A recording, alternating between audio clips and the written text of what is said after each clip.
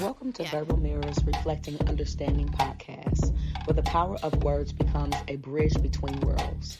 In this podcast, we embark on a dynamic exploration of the human experience, weaving a tapestry of diverse voices, stories, and perspectives. I am your host, Lavinia Richards. Join us on a journey that transcends boundaries, fostering connection, empathy, and a deeper understanding of the rich mosaic that defines us all. Get ready to reflect, resonate, and embark on a transformative odyssey through the art of conversation.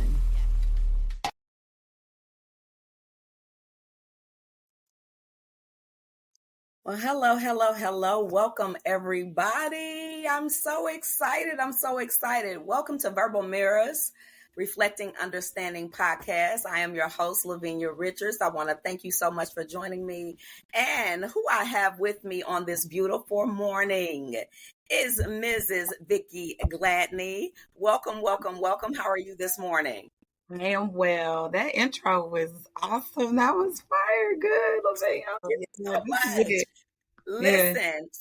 Listen, I want to go ahead and first of all say thank you so much for joining me on my very first podcast. This is our launch date. So thank you so much. I won't take up too much time with that, but you and I met through the She event, through my cousin, Katina Washington, beautiful soul. And I really resonated with you, and I love your story. And just with talking to you, I really wanted you to be on my platform because I wanted you to be able to tell your story so other people can hear it and hopefully take something from that. So go ahead and let us know, first of all, who is Vicki Gladney? Well, Vicki Gladney, also known, born in Indianapolis as Vicki Ewing, raised on a really balanced side of Indianapolis. My grandmother was sort of on the west side, like 29th and Northwestern. And I grew up like 25th and Keystone. I didn't go to school there, though. I always went to private school, kind of set apart. I'm an only child. To a wonderful mom who is still with me. And she pretty much raised me as a single mom. Like I had my dad, but they weren't together, I think, by the time that I was born. Went to St. Richard's Episcopal for as long as I could remember, from kindergarten to sixth grade. And during that time, that's over on 33rd and Meridian. And during that time, there was probably 20 Black children in the entire school. So I was raised with our, Caucasian friends. It gave balance, right? It gave balance. Privileged in a lot of ways. My mom was favored being a Black woman in a total white male industry, but she worked on the test stand floor all of my life at Allison's. And so this is years ago where, she was one of only, there was no other like her. My mom was a grinder. She was a worker, but she made a way. Who was an only child? My mother and my grandmother both were only children. So I was raised by two spoiled brats who perpetuated another spoiled brat. And, and it matters. It matters now, reflecting on life, life's journey. Those things matter. And we know that our upbringing, our uprearing creates our belief systems, how we operate, how we walk, how we talk, how we do what we do. And so, but life throws curveballs, life throws, out situations that are stemmed like rivers and streams from, places, people, and things, bad decisions, etc. And it just leads you on a path. But glory to God, this path has kind of circumvented me back around to recognizing my roots, not going back to my roots, because we just talked about creating new narratives. So now we're creating new narratives with the cards that we were dealt, right? And so, but some of the things that I'm doing today, who would have thought, except the Lord. So that's where we are. I think I don't know how to sum that up. Just an only child, a big kid at heart. I'll talk to everybody, like I asked you, what are we supposed to wear? I think I got on like a Florida t-shirt and a hair wrap. I put on lipstick for you, but this is my right, because it's about being your true authentic self, right? That's what this is about. And so you wear what you want to wear. I want you comfortable. You know, now I like what you said, because you said that you were privileged. You in certain areas, right? And moving and being with that Caucasian environment. What did that look like? So I guess maybe not necessarily where you were privileged, where you were like in Geist or anything like that, but what did that privilege look like? And I know we talked about your curiosity about wanting to dive over into the urban area because of that, right? So if we can talk a little bit more about that. That's a good question. So, privilege. Well, like you said, it's not so much about the address, right? It's not so much about where you are, where you live. I think my mom, if I'm not mistaken, the story was a good deal at the time on Black families buying houses in the areas of like 25th and Keystone. And, you know, they do that now. It's still gentrification. They've been doing that. And so, not new. And so got a good deal, bought her home, yada, yada, yada. I still grew up on Sangster. But education-wise, like I said, I went to St. Richard's. That opened me up to privileges. When I say privilege, I'm not talking about the bag, you know, like now we think about cars, houses. My headmaster, and so where a lot of kids had a principal, I had a headmaster. Our headmaster was from Wales. I've had teachers from Germany, England, you know, from across waters. My Spanish teacher growing up in elementary school was Hispanic, and she was born in Spain. She was Portuguese or something like that.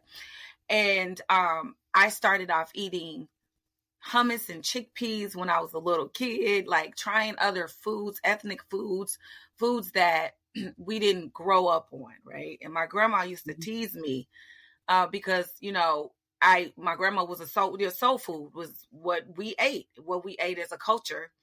And people kind of tease me now about how I eat because I didn't eat that, and I don't eat that now. Like Thanksgiving, I'm always hungry.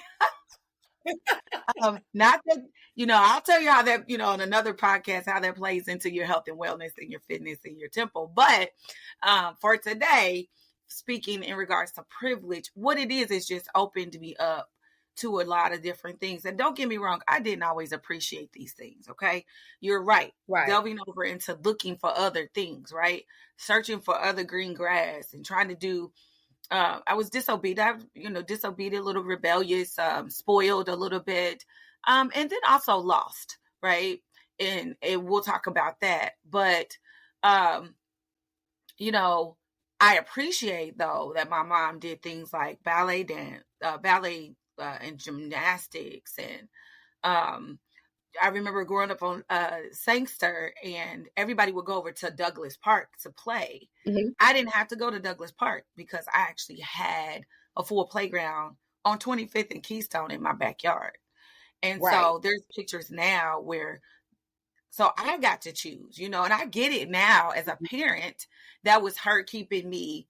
It wasn't so much privilege. It was safety. You know, if you want to play, your friends came here, right? You want to, you know, that those belief systems that kind of linger over to adulthood, you know.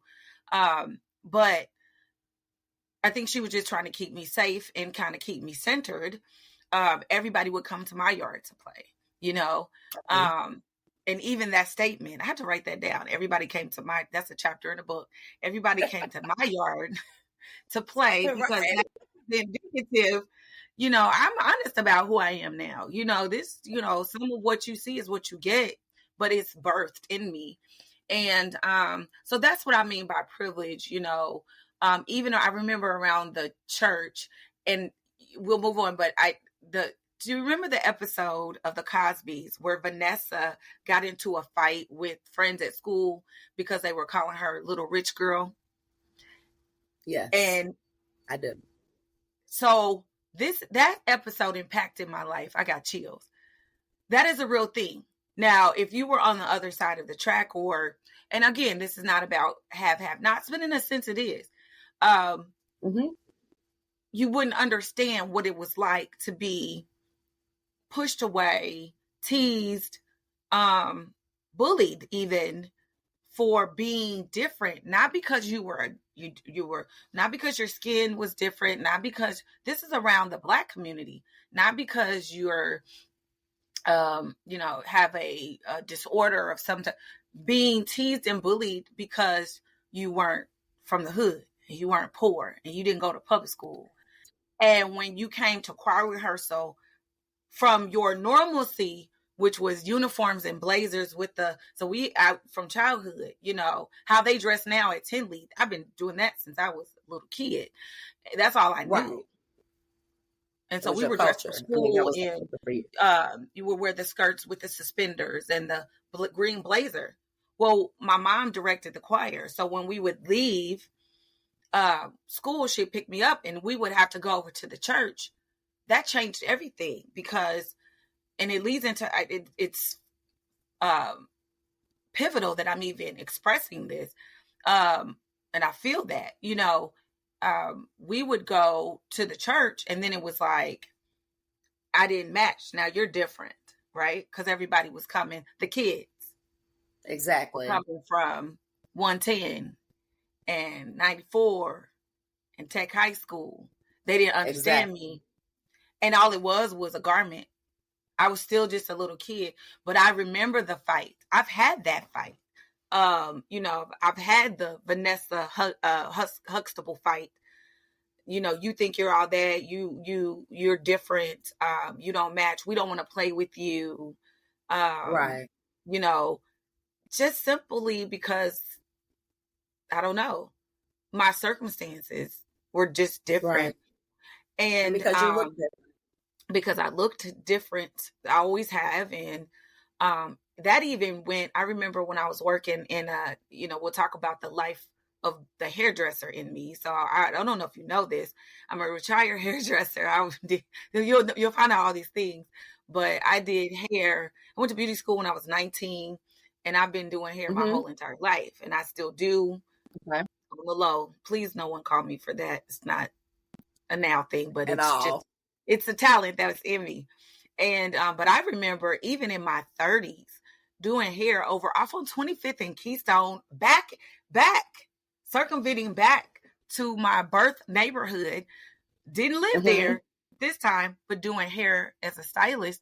And women in the salon, I would, you would hear things that people would say about you. Well, they don't like the way you dress. Like it was unique, or it was always about that. And so did I ever try to suppress that? No. I don't know how to be normal, right? My whole life has been semi-abnormal. Now it's not that, for kids now, it's kind of the normal, the uniform, it should be that way, right? But it wasn't that way for me. So when I think of privilege, it has its high points and it has its low points. But I did experience a lot of things as a youth that some of my counterparts didn't. Okay.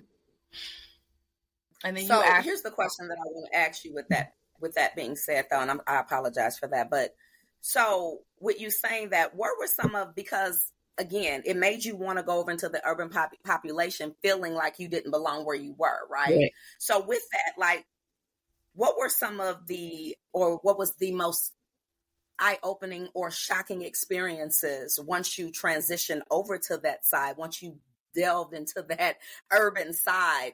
What were some of the most eye-opening or shocking experiences that you encountered in those urban communities? Okay. So again, see. So later in life, we moved into what at that time was an upscale neighborhood for our community, but you would see more of us. But it was probably like 2 Black families on the street. But at the time, we're now 56 in Arlington, over in that area, is very diverse. But at 10 years old, it was not. Okay. And by middle school, my parents were like, okay, we've upgraded. We're going to save some money. We're going to send you to public school. So I went to IPS. They heard to put me back in private school.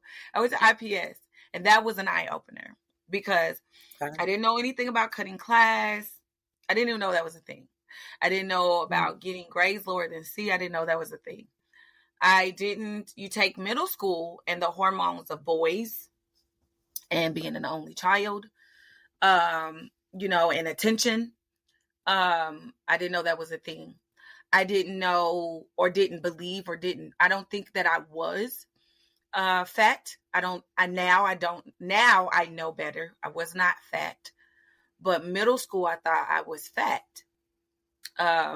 Because middle school is where boys get curious, and I now understand that I was just a little girl with curves, and those curves from my grandma and my moms and my big mamas were celebrated in my little world. It was like, give me those big legs, or look at that, you're so cute for a little chunk, and I, a pretty girl. Or in third grade, I was telling you, even at the private school level, everybody went and got underoos, that I was put in a real training bra, get to middle school in a different type of environment where structure is less orderly. I never ate in a cafeteria before. You brought your lunch to school. Wow. I'm glad we're articulating this. I never rode a bus to school. I never have. But even then, no, I did. I had to ride a bus to school. That was part of the trauma. So let me talk about cafeteria, buses, curves, and what transpires. Because I was still different. Remember? I was still different. Right. And even though there were children who looked like me closer into the neighborhood, again, I lived in a Black neighborhood, but now a little bit sparse now. They still were on the other side of the neighborhood. We were kind of on the upscale end of the neighborhood, but I had to intermingle with them, get picked up with the bus and everything. I was telling my husband about this. I've told him several times, but I got bullied on the bus. I got fondled. I got touched. I got, they would throw my things out of the window, the boys. I would sit at the front. They would mess with me. The bus driver would turn a blind eye, which became an issue. I would sit at the back to be left alone. They would mess with me. And in school, I was like, they snapped the bras. They, would, inquire if I walked past, they touch my bottom. And I thought that I was the problem. Now, how do you fix that? You become part of the problem. Mm-hmm. Bullied children who are afraid of being bullied end up being part of the problem. And so I gave in, and I let those boys do those things to me that I thought would take the pressure off of, maybe they would leave me alone. Well, that circumvents into then being the promiscuous girl in the neighborhood. And are we talking? We talking. Oh, you got me on here. Let's dive into it. Let's do it. You got me on here now. Hey, I love it. And so, I always now, especially, in my organization and these conversations with women, stop. We talked about the church house and stuff. Stop calling little girls fast. If you see a little girl who seems fast and loose, pull her, find out what's wrong. Something's wrong. And don't get me wrong. We still didn't talk about it. And talk about when I was in the uniform at the old church, or I was in the uniform with my cousins when I was a little girl, or the neighborhood. And don't get me wrong. Some of these men are highly recognized now. There's a man in the community that, at some point had accolade, but he was my 5-year-old molester. He might have been 13 as a kid, a broken kid, but I remember being touched by him. And so all of these things, then you feel like at the point that you're in middle school, well, maybe somebody will leave me alone if I just do what they want me to do. Exactly. And so when you say the shock of what happens when you cross into this world, doesn't mean that world was bad. Doesn't mean I'm saying IPS schools and the kids they were just kids. I am saying I was the odd man out, and I was new in that environment and trying to settle myself as a little human being in some kind of world that I didn't understand. Right. Turned into behaviors. Then what happens when you either get caught or the boys are touching you, but you get caught, and you as a little girl you're called out for your behavior. Then they start calling your mom, and then what's wrong with you, and they're trying to figure out what's wrong with you, and then that turns into years of misunderstanding your own children. And I get it. I'm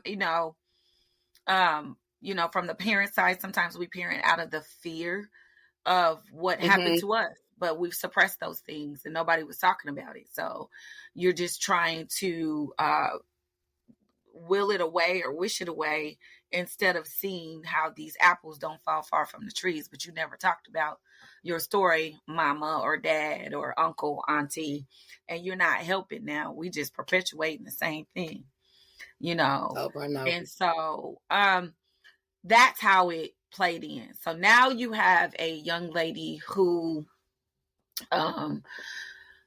now is defined by the attitude. Now it becomes a survival skill. You go from trying to save yourself to now trying to preserve yourself. And guess what? So this is what we do, as women. Then you put on that guard, like, I'm a young woman, and you're like, hey, if the guys can do it, I can do it too.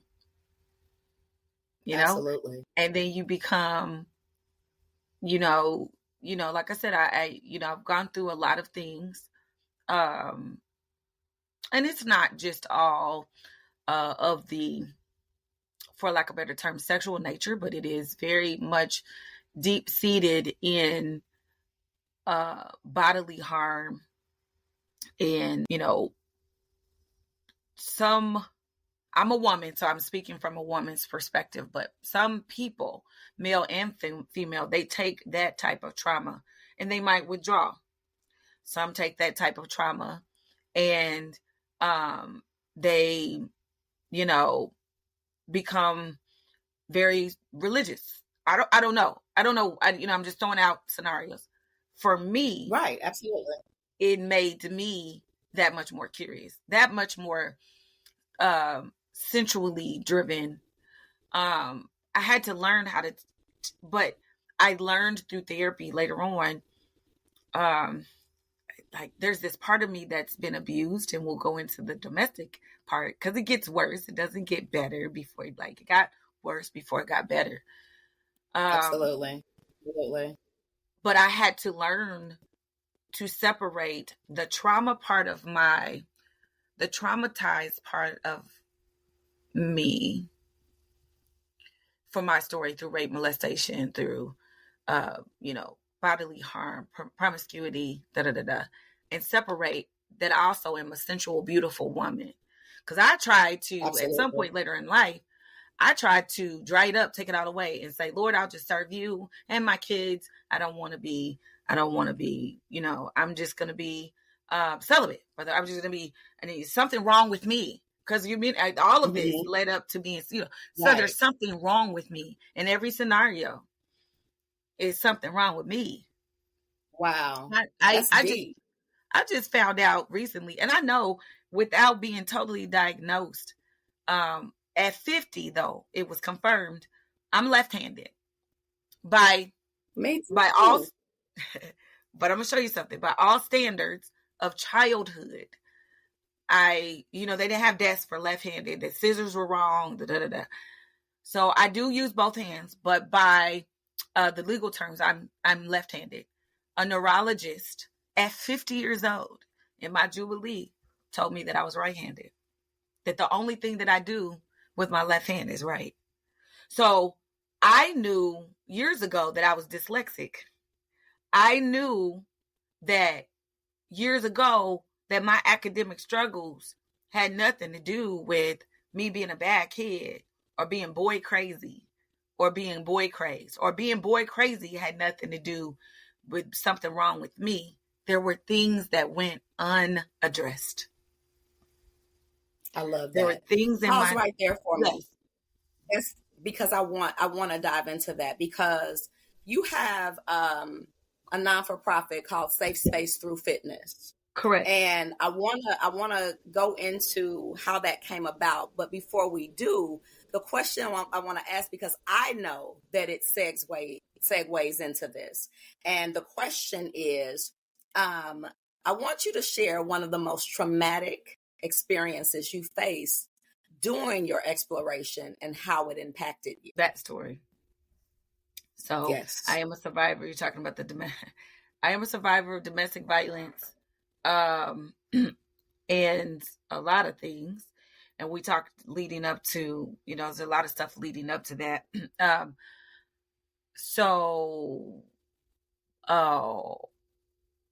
could I shorten that? How can I shorten that? Yes, I am a survivor of domestic violence. At some point, fast forward in those stories that I'm talking about, enter in drug use. There we go. Enter in drug use, drug use, promiscuity. These are medications. These are just medications. Yes. You're medicating yourself with behaviors, right? And, but they do get out of control. They get out of hand. And they always say, like, when you're in recovery, like, I don't know, that whole world of recovery, I have a different opinion on. Once an addict, always an addict. I rebuke that. That is not true. If you ask the Lord to take taste away and you are accountable to that, then you are no longer what you were. That, again, changing the narrative. Absolutely. And I refused to. As a sidebar, one of the challenges that I was given, I was sent when I was, after being incarcerated, I had to go into like a drug diversion program. There's so many, I never had a drug charge. I was doing little white collar crimes, got in trouble. I had to go. This is later on in life. This is even after I had my children, never lost my children to a system. My mom was caring for them. I wasn't really gone that long, but in hindsight, it was a lifetime to me and to them. But I had to go live in save for a halfway house. And I remember this older man, and you would watch these people just come and go. They would go back out there to come back, go da da da da. And he stood there and told me, he said, he asked me how old I was or something. I was in my 30s. And I was like 28, 29. I don't know what he said. And this is later on in life, again, because I was sheltered from so many things. So things that people tried when they were younger, I wasn't trying them until I was older. So some of these stories are not a lifetime ago. And, but he told me, he looked at me in the face and said, "You'll be back." And that's all I needed. I'm hard-headed anyway. So you tell a hard, I'm rebellious, remember? So you tell me I'll be back. I want to say something now. Like, no, okay. I want to say choice words, but right. No, you'll be back because you 70-year-olds and you still standing out here. I'm going to separate, and it's hard. And I did almost make it back in different ways, because it's not an overnight process, but I would get better and not looking back on that. But in healing, which is what we talked about. So they called it recovery for that purpose, for this purpose, we'll call it recovery in that environment. But in real life, it's called healing, right? In your healing, aka recovery of whatever, taking on other people's trauma. Remember, trauma bonding. That's why I don't like those rooms of recovery, because that's all you're doing, putting a bunch of people in a room who have not healed. And what do? You meet someone and you 15 minutes off your trauma and you think you got it together. So what do? You think you got some new answers. So you get with you bond with somebody else's trauma. That's right. And that landed me in a relationship that was immediately physically abusive.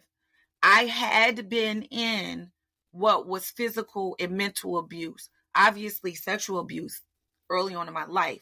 But as an adult, this was my first time being in a relationship where, where I was being beaten. And there's so many. I remember one night he got kicked. This is insane. I was still doing good. I was still in the halfway program, or the program, or say halfway, whatever, the assisted safe house program, or whatever you call it. Not a safe house, but whatever. Transitional for recovery living. And he got kicked out of the program. And he would stalk me there and not leave me alone. And one night, he wouldn't go. We kind of hung out and he wouldn't leave. And there was an abandoned house in the neighborhood. I know my husband might be watching this. It's crazy. My church mate. Y'all just eat it up. Eat it up. Eat it up. Eat it up. Eat it up. Talk. And so there was an abandoned house. And he stayed in that abandoned house just to be near me. And one night I stayed in that abandoned house for the sake of insanity. Like I had an apartment. And this is when you are attached to somebody else's. I wasn't healed, obviously, and neither was he. That matriculated into a relationship where, so this gets into the safe space through fitness. Longer story short, he tried to run over me with my own car. And my foot was severed. And what I mean by, so you see me walking around. And what I mean by that, my skin was still intact. My ankle was crushed to powder. They had to, and it could have been my neck. This was on 11th and Arlington, right by the Ace Hardware. It is our neighborhood. We drive up and down these roads every day. And I was in front of the car and I'm trying to stop him from leaving. He drives and he drove off. Then don't get me wrong. He drove and drove off. He left me there on the side of the road. My ankle, like I told you, we'll just keep it 100. So I'm not supposed to be doing fitness. My ankle was crushed. My right ankle was crushed to powder. In order for them to even examine my ankle to figure out, I was immediate surgery. In order for them to examine my ankle, they had to put me to sleep. That's how crushed my ankle was. And so not only that, when the sheriff got there and so they had to derobe me, they were getting me ready. The sheriff goes to the back of the room, behind me. And he's like, well, what are those on your back? I had no clue. Not even thinking about it. And I've always been into hair, makeup, shoes, clothes, and I would cover all this up very well. And she's like, well, what is that on your back? And I was like, oh, that's right. The day before, he stood me in a corner and beat me with a gas can. My God. And articulating sometimes hurts a little bit, but it really brings me joy because I'm not supposed to be here. I think I shared with you at one point in my life, I dated a guy that was on America's Most Wanted. That whole clown story, I should be dead and gone. And so, so my ankle, I went into the Julian Center, which is the more of the sheltered side of domestic living, right? So it is a domestic violence sheltering safe situation. I left the hospital with pins and rods I was in a wheelchair. I was in a wheelchair for several months. And then I was able to obtain housing at Coburn Place, which is Coburn Place is safe haven for domestic violence, which is now more of it is not sheltering. It is more transitional living. So they have apartments and transitional living spaces. They're there to help you, but you're living a little bit more liberally. You pay rent. You know they're going to help you, and not every situation is the same story of domestic violence, but they are there for some type of trauma. By the time I got there, they had reset my ankle. I had the second, so I had 1, 2, 3 surgeries, and I remember and I've never seen this angel again in my life. But the orthopedic specialist at Wishard at the time, and Wishard was the place you went to back in the day if you got, I'm not trying, no disrespect. I don't want to be, I don't want to cause trauma for anybody. But if you're from the hood, you got shot, you got some kind of trauma, that you wanted to go to Wishard because they had the best doctors in the world, right? They were going to fix you up. And the orthopedic therapist, as I was doing my therapy, he would tell me before they reset my ankle for a cast. So mind you, I went from pins and rods holding my bones and structure together to another pin and some weird concoction. And then before therapy, before they were going to set me, in a cast, we would go back and forth and he would be like, what? And I would always talk about my fashion and heels. And I mean, even when I was in jail, we'll talk about that on another day. Right. Fashion was, I would clip out the newspapers of fashion, and I didn't even have shoes. Prior to all of that, when I got locked, there was a period in my life when I got locked up, they locked me up in heels. Well, heels are a weapon. Stilettos are a weapon. So they stripped me of my shoes. Mm. And I spent my family kind of left me alone. I had no bag. I had no commissary. I didn't even know I was going. And are we there? Are we there? Are we there? Hold on, I lost just a minute. Hopefully we'll be I'm back still here. on. She froze. She has a very powerful story. I'm still here. It's just absolutely amazing. All right. I see she's having some technical difficulties, but she has safe space through fitness, and very, very, very powerful story, as you can hear. And hopefully she'll be back on in just a second and join us. But I thought it was imperative for her to be on the show. I thought it was very important for her to be on because we have so many people that are going through things or that have stories and testimonies and things like that. And we don't know what they're going through. And that's what Verbal Mirrors is all about. Verbal Mirrors reflecting understanding so that we have an understanding and not just looking at a person and thinking that we know them or thinking that we understand who they are, right? But yet diving in or delving into their stories, to their backgrounds, having an understanding. So I just wanted to make sure that I had some technical difficulties with recording live, so you can see it on Facebook. So that's why I'm on here like this, but I'll be back really soon. Thank you. Okay. You want me to continue? All right. So the question I asked, because we got disconnected, but that's okay. We're live and this is what it is, right? So The question that I asked you, and you were really getting into it, is you sharing one of the most traumatic experiences that you faced during your exploration and how it impacted you when you crossed over to, again, the urban community, right? Yes. And you had started talking about that. So let's go ahead and finish talking about, you talked about being in jail. You talked about the surgery and how your foot was crushed. You talked about the domestic abuse. You talked about going into, the different facilities. Last place, I think, being Coburn Place. So go ahead and finish that story, because I really want the people to be able to hear what that was like for you. Yes. So, but going to Coburn Place was pivotal, because there was a period of time prior to that, like I said, all these choices, I had been separated from my children, not because I was separated from them, but, after a while you start to lose things, you're hanging on, I never really looked the part. I was always good at hiding stuff in a sense.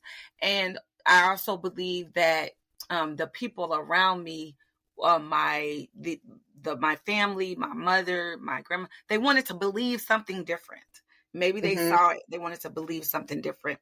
And one of the things I say is, it's a little bit more dangerous when you can hide it, because when you can hide it, it's hidden, right? And so, Right. it's not until things come out. Usually by the time it comes out, it's on its way. That snowball is so big. And so that's where we are in the snowball, right? So there was a period of time where I did, my children were with my mom holding it down while I was trying to figure myself out, right? I was, out there doing me, not disconnected from them, just, she kind of was like, okay, the kids can stay here. You lost your apartment. But you can't bring that in here. So you figure you out. And then and I would see them every day. So we weren't living in the same house, but, then I get to Coburn Place, and now my children can be back with me. My apartment was huge. The apartments there are beautiful. I always said if they ever just decided to make that like public living, those apartments, it was an old school building. I don't know what school, but it was an old school building. And that's what they did with that, and I don't know the history of when and where, but I know that we lived in 30303 and we were on the third floor. Think of an old school building, big, beautiful windows, etc. And it was pivotal for me and my children. One, because we were back together. I didn't say I was healed. I didn't say I was healed. I was in a process. Right. We were back together. I didn't lose my life. I was now also accountable to having, regular drug testing and, even whether it was from the law or from the apartments themselves. So now I have an obligation to stay clean. I've already tasted what it's like to do all these things, and I was tired, and so the good thing about any place that you go to that's there to help, whether it's like Wheeler's, Coburn Place, it's what you make out of it, right? If you go in there with the wrong attitude, or you are looking for something out of it, or you're not going to take advantage of what they have, or you're not going to use it as a safe place, whatever you need. But if you do that, you're going to get benefits out of it. Did I always do the right thing when I was there? No, because I was still trying to figure out myself. But I knew I was in a better place. And I knew that, remember, that man told me I was coming back. I knew I wasn't going back. And to that, I don't know where I didn't know where I was going. I just knew I wasn't going back there. Going back there. Exactly. And I knew enough about God. I had these moments in my life, and I have to be frank about that. I knew enough about God. I had a praying grandma. I was raised in church. But I knew enough about a relationship with God, because I knew that, everybody said, I had a praying grandma. But see, grandma wasn't in the darkness, in the dirt with me. That was me and Jesus. Like, I got people that prayed for me. They didn't pray me up out of that. I was down in a hole. I had to I had to surrender and ask for help. It wasn't them. I love them. Right. I don't want to discredit their faith, but it wasn't their faith. It was mine. Come on now. Right. Me. And nothing that they could teach me, nothing that the church could teach me made me surrender. Jesus made me surrender. It just is what it is. And in the interim too, I have 4 daughters. The only child with 4 daughters, a blessing and a curse. But I also have a son. So remember, I'm also a victim of, let's say victim. I'm not a victim. I am a survivor of male trauma from, we talked about rape, molestation. But what we missed is my grandfather committed suicide. Wow. My grandson was born. My son would who was my third child, but if he was living would make 5, was named after my grandfather and died 2 months later. My grandfather. Wow. My 2 JCs. And my grandfather was everything to me. And he took his life at 81 years old, chairman of the deacon board. So remember we talked about the altar doesn't heal everything. Right. Right. That's I've right. seen this with my own eyes. And so all those things play into me being at Coburn Place and my fatigue and my,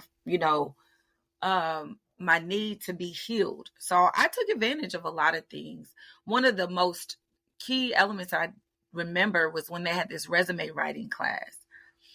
And I believe that was a good turning point for me because it allowed me to articulate a new narrative about myself. I learned how to write my resume, and I've been writing my resume every year ever since. And it's grown, evolved.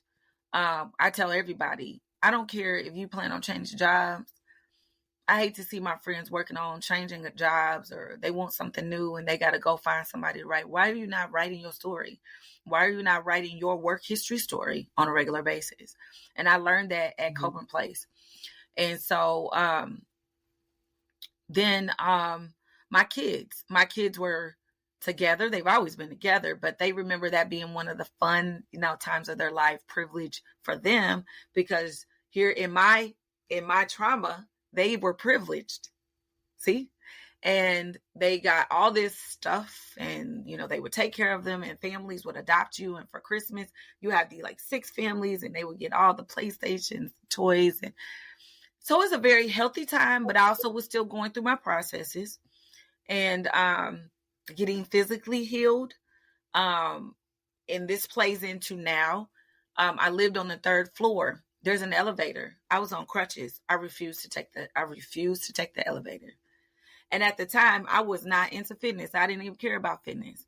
But see how those things play into seeds. Now, they were like, well, why? I would put the cart, if I had groceries, I would put the cart on the elevator, tell the kids to get on the elevator and meet me on the 3rd floor. And I would crutch up to the 3rd floor. And sometimes I would have on crutches and heels. Why? Because that's who I was before. I'm not giving my heels up. It's symbolic to me of a healthy version of me. And it might seem silly to somebody else, but it meant the world to me. So I would wear one heel, one jacked up foot, one foot in a crutch, one heel, and crutch up 3 flights of stairs. Silly story then, very, very pivotal right now. Absolutely. It didn't make sense, but that was part of my healing. So, safe space through fitness. So what happens is life goes on. You got all these seeds that are being planted. You do resume writing.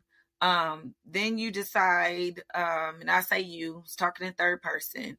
Then I decide, I have to leave that situation. So I have to be healthy enough to leave that situation and manage rent, finances, paying bills, right? So, and even while I was there, my abuser was let out of jail and he was at the front gate trying to get in the gate. And guess what? While I was there, I went back on a date with him. I did. I went back on a few dates with him. I did. Yeah. So you ran me over with my car. It's a process. Yes. And I did. It's a process. I'm not hiding that. But I quickly saw how traumatic that was going to be for my children and for myself. And then I got away from them. You meet the next person, later on. You think at each stage, you're healthy enough to handle the next person. They don't do the same thing. They don't look the same thing, but there's still some unhealed parts of them that meet up with the unhealed parts of you. And so I went through a very short-lived marriage. There's just things that happen along the way that I don't condemn myself for. They were part of the processes. But fast forward to several years later, you decide through, I look at interviews as an audition. I don't get the part. That's okay. I wrote the resume. I showed up. I kept doing that until it made sense. I decided to go back to school. Remember, I'm a retired hairstylist. I've always had a hustle, never really been broke. because there's one thing I know how to do is twirl a comb, if I wasn't doing nothing else. So I put myself back in school later on. I ended up getting a home with my children, working at doing hair and working part-time at Victoria's Secret. I put my kids in private school. I mean, there's just all these like gradual things. I started walking around the neighborhood, and I would walk and I would see, now I'm living like in Irvington, and that's very diverse. And I would say, why are all the, I'm going to say it, white people. So why are the white people running? Why do they run? Well, they know something that we don't know about their cardiovascular health and their health. Mm-hmm. It's a privilege. Fitness is a privilege. And so I started like, buying Tybo tapes, and I'm going to start working out. Didn't say I started getting super fit. I said I started getting physically active. Right.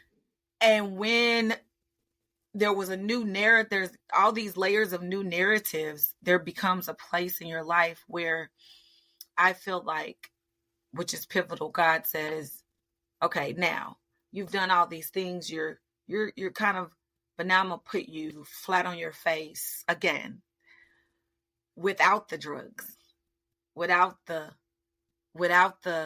this is me and you now, right? And I'm going to make you remember. I always call myself a wash rag, because you know how you have to clean the wash rag. You suds it up, but then you have to wring it out. And that part is very painful, because now there is no substitutions. There's no men. There's no drugs. There's nothing but you and your soul. But this happens later. This is the by yourself part. Kids are getting older. They're off to school. I'm home alone. I'm trying to figure out why things are good, but why am I rolling around in the floor just crying every day? Mm. And I always tell that story like alcohol. Like, oh, for the people who drink, like, oh, it's good. It's a party time. It's going down. Then the next morning, it burns so bad. It hurts so bad. It's nasty. It's vile. It's sickening. It's dark. It's ugly. You vomited it up. But the only way you heal is to get it out. And I'm telling you, that's where I was at. I would be in the floor by myself, wondering why I was feeling the feels, why I was remembering the smell or the day that I got molested when I was a child. Because remember, I went through all this stuff. I had forgotten about the why. I forgot about, why am I still explaining myself? Yes, I have a record. We'll talk about that too. Yes, I have a record. Yes, I have this.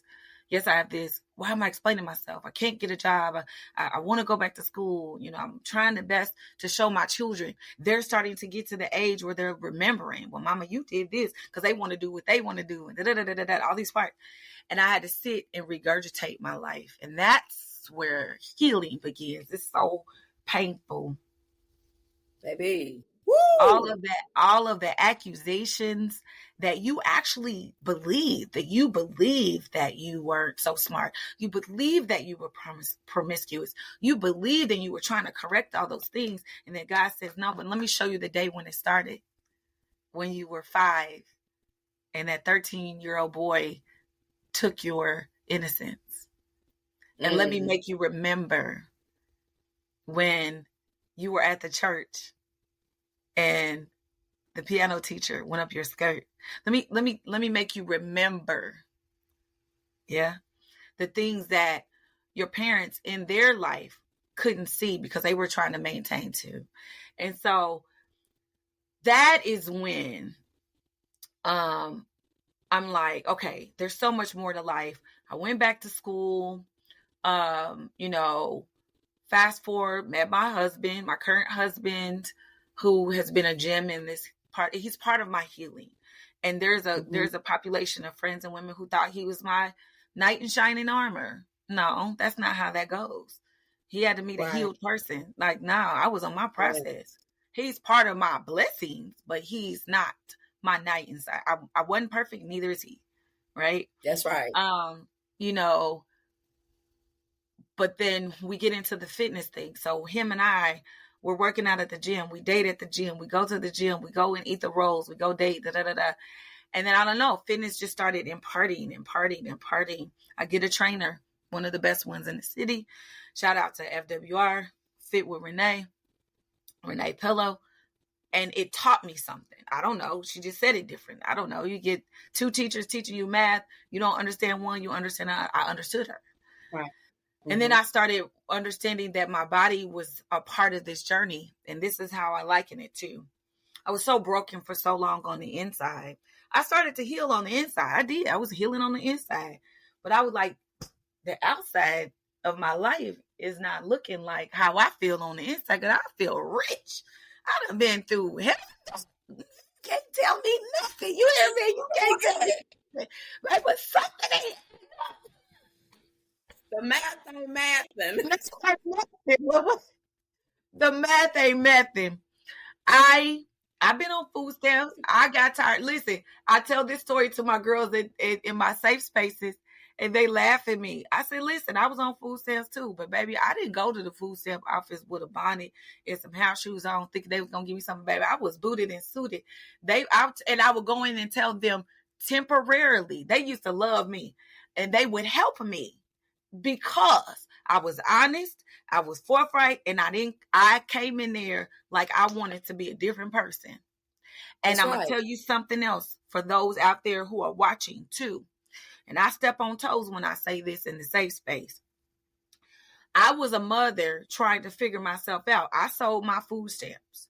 But I used to pray to God, Lord, when you remove this thorn of me having to explain myself in these rooms, whether it was about my record or about being poor. If you remove this from me, I heard what you said, that you would supply all my needs according to your riches and glory. And I will never humiliate another woman by buying her food stamps. Because if I buy the food stamps, I'm telling God, that's all I need. See, y'all, the people who got the sources and the resources, but you buying your cousin's food stamps, that's all you ever gonna be. Cause you not believing. You gotta raise your lid. You buying somebody else's trauma. Girl, now that'll preach. Look, don't get me off track. Now let's stay on it. Get back to the safe space. Now look, let's talk about it because we'll go all. That's a whole nother next one. Yes. So that is how we get there. Mm-hmm. Fast forward to then I'm empowered, right? And then I enter into corporate America in places that I'm not supposed to be working. Whole story there. And I'll wait to the end if you have time. I'm a felon, remember? Got to the point where I was having stacks of paper on my desk of people who they had to say no to because they had not even felons, they had misdemeanors. And I would be asking God, well, why am I here? My job was federal. I got interviewed by the FBI. And when he got done with all the story, you have to prove your patriotism. And when he got done with the story, he's like, I've never heard a story like yours. I'm just blown away. And so keep going. I wasn't supposed to be there, Lavinia. And so then I start tapping into my body health. Remember, we trying to create a balance between the inside and the outside. So that's why now I want to empower leaders about getting healthy. You up front. Be the best you. You talk the talk. You got to walk the walk too. Be an example. It ain't about a size or the aesthetics, that comes with it. That's a reward. Right. And so I kept going. I'm empowered. Now I'm set in a seat corporately where somebody who looks like us is going to try to demean me. But that still looks like abuse to me. See, I'm a survivor. And now you triggering my trauma. And so I can't stay in situations. So what happened is I walked away from corporate America. I was already teaching part-time at the Y, a spin class. Mm-hmm. My husband empowered me to become a spin instructor. And then empowered me to open my studio by me walking away from a job. My last day was Juneteenth of 2020. And that week, We had procured bikes. They were in my house, in my garage. I didn't know what to do. Never owned a fitness business. I wasn't even ingrained. Nobody knew my name in the fitness industry. I was nobody other than somebody who was training maybe with FWR here and there. And one thing leads to another. I had walked away from corporate America. We found a little spot. Boom, here she is, Natural Measures. We get started. Year 1, year 2, and then I said, I cannot just do this for profit.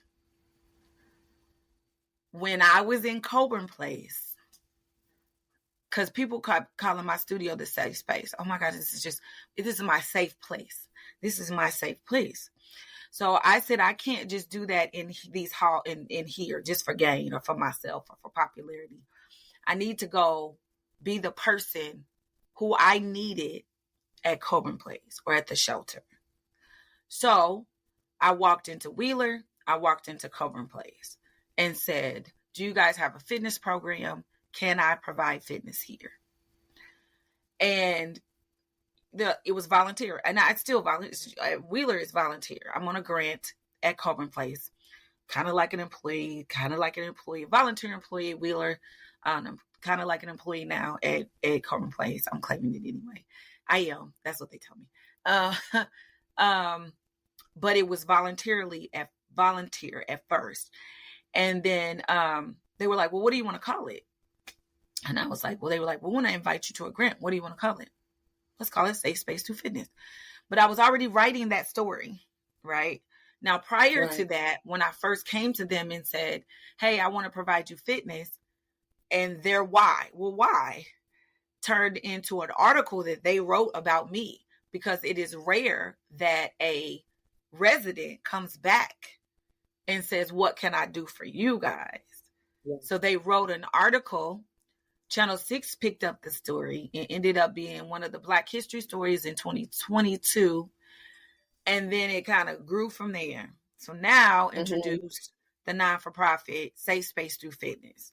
Safe Space Through Fitness is a newly founded non-for-profit where I will be providing, or do provide already, fitness to women who have endured, and it will be men for now. The population is women who've endured trauma. So I call it training. It's Safe Space Through Fitness, training through trauma. Because we know that it's never about the fitness. It's about divorce, grief, empty nest syndrome, cancer scares, cancer remission, healing, the doctor telling you have your last opportunity to get healthy, thyroid, obesity, self-esteem, coping skills, mental health. The things. Yes. All the things. And I love that and that's why it was imperative for me to have you on, because I think that we look at people, they're pumping their weights, right? They're running on the elliptical, they're going up the Stairmaster, but we don't know what's going on mentally, right? And I wanted you to tell your story because it goes hand in hand. Mental and physical health are imperative for survival. And I don't think people get it, like you said, the divorce, me being recently divorced, coming out of a 26-year relationship, 19 years married, and starting over again, being 51 years old, never having lived by myself. So those things. And I'm mentioning that because where did I go? To the gym, right? I needed to release. I needed to have a space and a place where I could feel free. I needed a place that I can take my mind off of all that was going on, because you can trip if you want to on that elliptical when you fall on down or something. You have to be attentive. And then now you're seeing results, right? Yes. And now the outside, I love what you said, is matching with the inside. Now I'm starting to feel just as good. Right. Yeah. And so I love how you said that, because a lot of people think I'm gonna just go to the gym. No, a lot of people in that gym are broken, or are going through the divorces, or me too, being physically abused, mentally abused, all of the things. Right. And that gym truly was a safe haven for me when I would sit in the sauna room and just close my eyes and let that steam, Meditate. and you know what I mean? And so I love your story. And I really wanted people to be able to understand, one, that those things are available, that they're in place. We are in Indianapolis, Indiana. And so, I wanted people to know what they have accessible and available in their own city and state, right? And Yeah. you mentioned those other facilities, Coburn Place and all of the places that are available to help women. And there's places out there for men as well. But Yes. just helping people to understand that it's bigger than just physical and it's bigger than just mental. And Yes. being a survivor and not a victim, and pairing those two together is very, very critical as far as our survival as human beings, and having that balance was the word that you used. Yes. And I thought that was really, really powerful. So I guess what I want to ask you, how do you approach creating a safe and inclusive environment within your gym? Like, how do you do that? What does that look like? Well, the first thing is, like, again, and I make no apologies for it. I mean, there's nothing I do that I don't bring God into it. It doesn't You don't mean need to that. apologize. Be Yeah, you. I'm not, Yeah. but, on certain platforms, whatever, but that's no. So, No. because mind, body, spirit is all connected. One of the things that you said was like the inside and the outside, and you start seeing the results. You're not just seeing results, with physical or aesthetics. You're seeing results at the doctor, better labs, better joint mobility. You're 51, I'm 51. We're aging. Scientifically, we have been aging since we were 30, like deteriorating since we were 30. And our bodies don't work like they used to. And so one of the first things that I do, I don't project my beliefs on everyone, but as for me and my house. And so when you walk in, I don't have to say in no situation, but God lives in my situations. So if you come aboard, just know that. You don't even if you don't know that, you'll know that at some point. Right. I tried to create an environment, and I think people devalue this, and nothing against how people do their business. There are many gyms, many classes, many facilities that, music is very healing. And I say we do everything from the church to the trap, old school, new school, high, low. But one thing that I don't do, I make my place a little bit more commercial, right? So that it can reach everyone. The reason why I do that, I leave out potty words, and I'm going to give you proof mentally. So let's say we take hip hop music, and I use clean versions. Why? And I know a lot of people like, what does that matter? It's just music. It does matter. Mentally, it matters. When you go to a hospital cafeteria, they put the salt and the pepper there for you to use, but they don't put the salt and the pepper in the food, because the food has to be edible for everyone.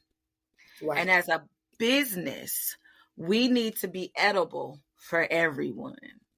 That creates an even safe space for everyone.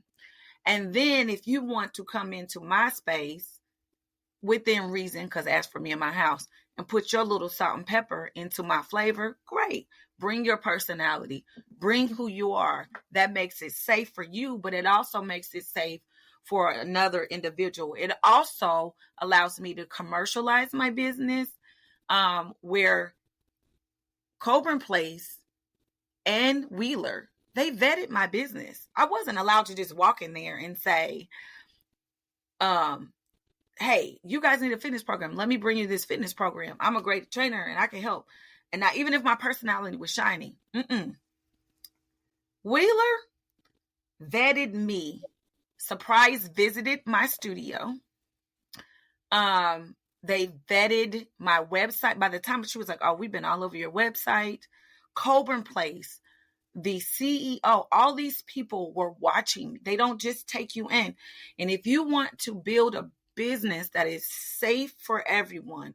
And in future forward, safe space through fitness, I'm going to be bringing aboard, for those who are listening, wellness providers, chiropractors, your spas, your yoga instructors, your Pilates, your health, facial, whatever you do in the wellness industry, to take the vow of the safe space through fitness. You remember how I used to walk up to like buildings and they would have the yellow inverted square that this is a safe space. I want to be able to have that signage and say this is a safe space through wellness or fitness, because people are coming to you, like you said, which you don't know anything about their trauma. Another piece of that, so that was one of the ways that I was able to make it a safe space, is to make sure that I kept a tone. You don't go into wellness places and it's intense and crazy and hard and ratchet. That's not health. That's not health. When you go into a spa, it's soft. We want to be the softer side of fitness. Do we get it in? Do we have fun? Absolutely. But we want it to be new, not so much neutral. We still want it to be urban. We still want it to be cultured, but we still want it to be neutral and accessible to everyone and everybody feel healthy. Why? Because physical fitness is an intimate space. If I am training you or you are in my presence, like a hairdresser, I'm nine times out of 10, at some point I'm going to touch you, Lavinia. I'm going to correct your form. I'm going to say, hey, can I, or good job, whatever. And it has to feel, it has to be safe for everybody that I encounter. Now, I learned this through the trauma too. I'm not through my trauma, but some of the ladies that I endure. If I am saying, okay, we're going to do 10 squats. Do you know what a squat would mean to somebody who's been physically traumatized by sexual abuse?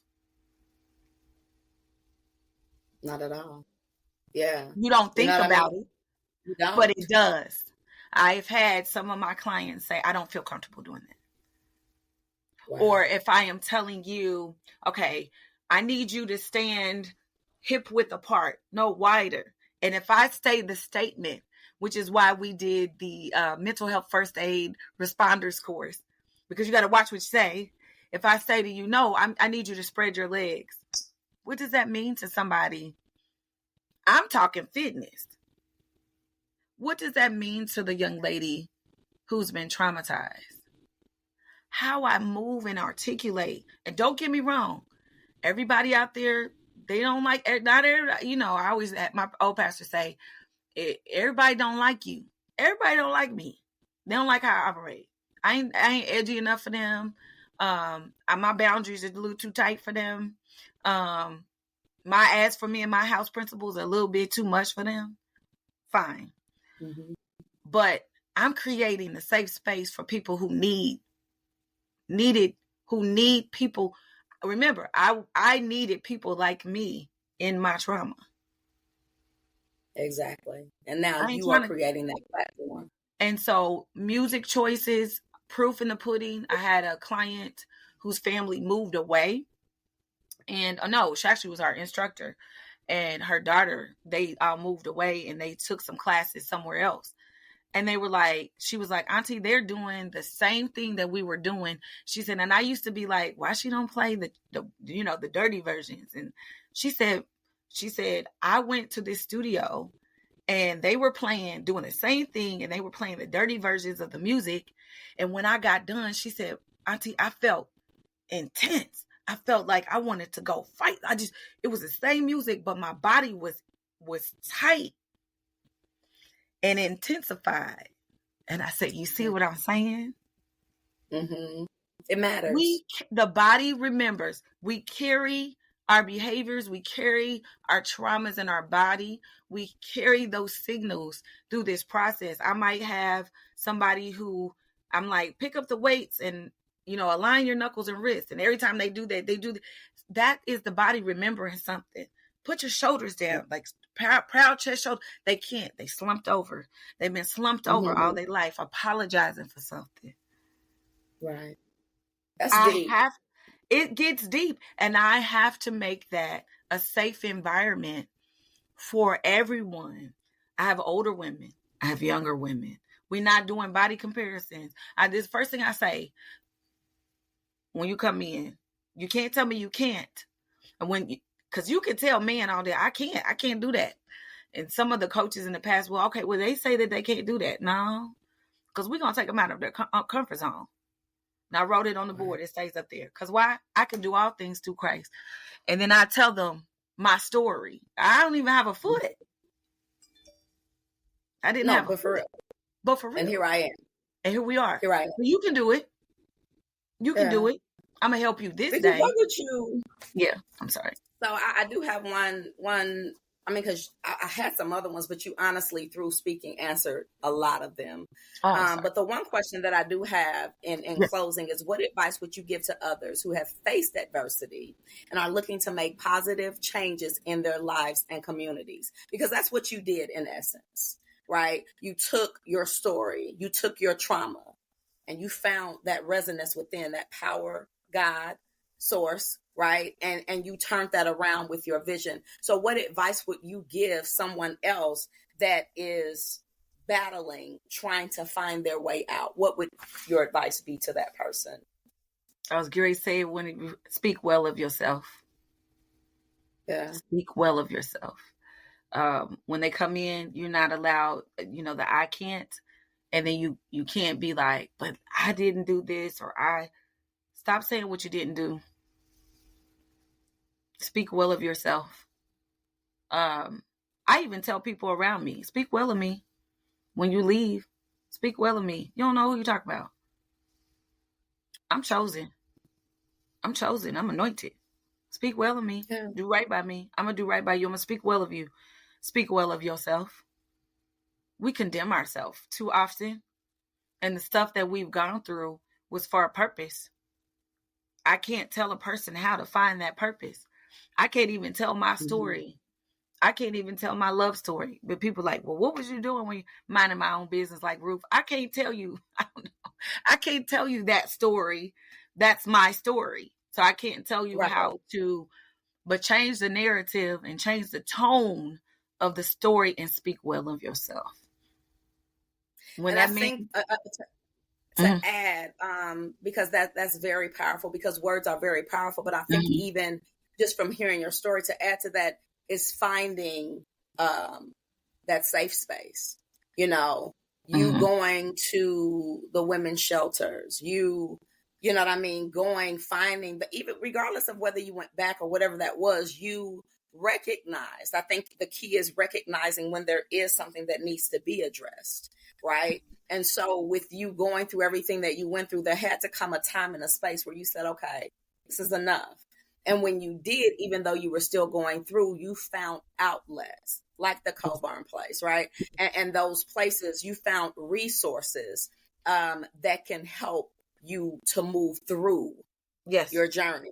And so absolutely speaking positive, but find that resource, find that one person. There may not be 10, there may not be 20, but there may be just that one person like yourself, right? That has gone through something that can lead the way, or that can direct another young lady or individual. Because again, it's not all about being masculine or feminine. It's about being helpful, about being a living testimony for that person, right? So I would definitely add that to it, because I love that you kept saying, I'm not a victim, right?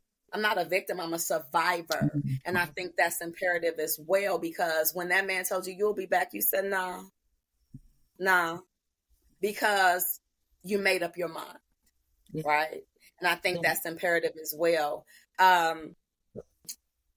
I want you to go ahead and give your information, how people contact information if they're looking for a safe space, and also your for-profit as well, because I want people to know, like I said, whatever city and state that I'm interviewing anyone in, I want you to be able to put your platform out there if it's going to help individuals, especially when it comes to health. And because I like what you stand for, I like your story, and I like the fact that you understand the pairing of mental health as well as physical health, and how important that is for our survival as individuals, right? So go ahead, and I want you to share that information, anything that you want to leave our listeners with. Yeah, you can actually follow Safe Space Through Fitness. I created a Facebook page, and I'm getting more engaged with that page on Facebook. It's just Safe Space Through Fitness. You can also email me at safespacethroughfitness@gmail.com. You can email me, that's safespacethroughfitness@gmail.com. You can also text me at 317-565-7139. 317-565-7139, especially if you need help. If you guys are, if you're not in a safe environment, I am not the resource for that, but I can get you to the resources for that. I am attached to the places that can help you if you are in a crisis with living situations or domestic violence.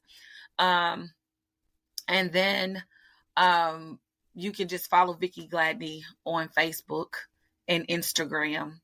Again, it's not about the fitness. And you made an important key point. You got to ask for help. Most of us don't know that we need help till we get help. I didn't know that I needed this until I got it. Like, you don't know. And so a lot of people now in the cancel culture, also the cancel and withhold culture. Well, you don't tell anybody what you're doing and what you're going through. And because people nobody can set up camp against you. There's not a prayer that anybody can pray to stop God from doing what he's going to do for you. As we wrap up another episode of Verbal Mirrors Reflecting Understanding, we encourage you to... Sorry about that. Go ahead. It's okay. And so I've learned that even in giving, God puts more in my hand if I open my hand. He puts more in my mouth if I open my mouth. He gives me things. You got to open your hand. You got to stop withholding your trauma. And when you withhold your trauma, you're holding it. You got to let that thing out. You got to ask for help. How do you ask for help? Hands up. I surrender. You will find that people in your circle have gone through things or have resources that they can give you to help you. So while you're writing your narrative and your new narratives, and you're speaking well of yourself, and you're using your trauma story to tell the new version of you and help somebody along, think of what you needed along the way and be that person where you are. You can do that with nothing. You can be the person you needed in the hardest place of your life with nothing. You don't need a foundation for that. You don't need a fitness studio. You need a podcast for that. You could just be that person where you are. And then that grows into you being that person. And create boundaries, speak well, and be the person that you need. And ask for help. I love it. I appreciate you so much, Mrs. Vicki Gladney. You have been a blessing from your podcast. I will definitely have you back. I appreciate you. I want to thank all of the listeners for joining in. This is what this is all about. Verbal Mirrors Reflecting Understanding. I appreciate you all. I'm going to close us out with an outro video. And until next time, we'll be back next Thursday at 10 o'clock a.m. Have a wonderful day. Congratulations, Lavinia. Have a wonderful day. Thank you. Stay on. As we wrap up another episode of Verbal Mirrors Reflecting Understanding, we encourage you to carry the reflection sparked here into your daily interactions. Let the echoes of diverse perspective guide your journey towards greater empathy and connection. Thank you for being a part of our dialogue. Until next time, may your mirrors of understanding continue to reflect a world filled with compassion and unity.